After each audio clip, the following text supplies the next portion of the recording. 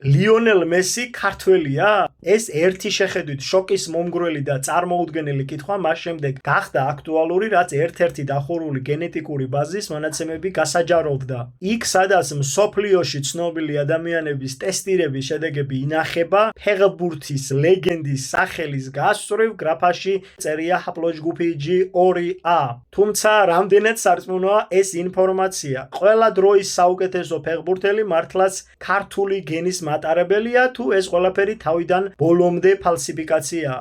ამ თემის ირგვლივ მსჯელობა დღემდე არ წყდება, თუმცა მასთან დაკავშირებული არაერთი კითხვა კვლავ პასუხგაუცემელია. პირველი დიდი კითხვის ნიშანი თავად ამ გენეტიკური ნიმუშის წარმომავლობაა. მსგავს პლატფორმებზე ინფორმაცია მკაცრად კონტროლდება. თავად ლიონელ მესის კი ოფიციალურად გენეტიკური ტესტირების ჩატარება არასდროს დაუდასტურებია, მაგრამ არც ის უთქვამს, რომ ეს ფოტოსურათი ყალბია. ჩნდება საფუძვლიანი ეჭვი, რომ ეს მართლაც ფეხბურთელის რეალური ტესტირების შედეგია, რომელიც მფლობელისაგან დაუკითხავად გაასაჯაროვა ამავე ბაზაში რეგისტრირებულმა მომხმარებელმა. აღსანიშნავია, რომ გენეტიკურმა კვლევებმა გვარ მესის წარმომავლობის შესახებ მოულოდნელი დეტალები გამოააშკარავა. სხვადასხვა კვლევებში ამ გვარის მატარებელი ადამიანების უმეტესობა დადასტურებულად სწორედ G გენეტიკური კოდის მატარებელი აღმოჩნდა. არსებობს სენსაციური ვერსია, რომ ეს გვარი თავისი ფესვებით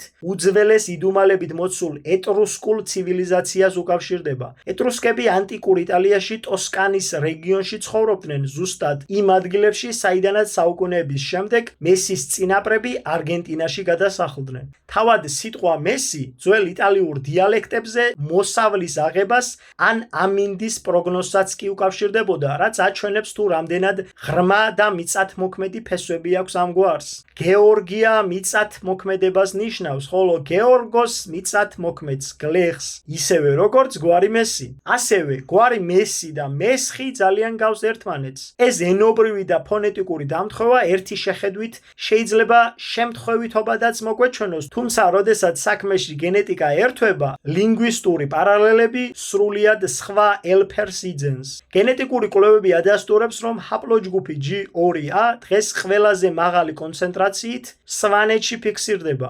ერთი საინტერესო დეტალი ისტორიიდან: ტიროლი, ტოსკანა, კორსიკისა და სარდინიის კუნძულები არის ადგილები, სადაც გადაცხოვრება მოუწიათ კელტებისაგან დევნილ ეტრუსკებს და სწორედ ამ რეგიონებიდან არიან წარმოშობით არგენტინაში მცხოვრები იტალიელები. საინტერესოა, რომ იტალიის ამ რეგიონებში დღესაც მოსახლეობის 10%-ზე ბევრად მეც აქვს G გენეტიკური კოდი. საბოლოო ჯამში კითხვა არის თუ არა მესი ქართველი, შესაძლოა გიჟურად ჟღერდეს, მაგრამ მეცნიერულ ფაქტებს ვერსად გაექცევი. რა თქმა უნდა, ფეხბურთის ღმერთი თავს არგენტინელად მიიჩნევს, თუმცა გენეტიკური კოდი პასპორტს საზღვრებს და სუბიექტურ აღქმას არ ცნობს. მე ამ გვარის მატარებელი ადამიანები ბევრი მინახავს ბაზებში და თითქმის 99% G გენეტიკური კოდი აქვს. და ბოლოს, უბრალოდ ნახეთ პირველი კომენტარი და ყველაფერს თავად მიხვდებით.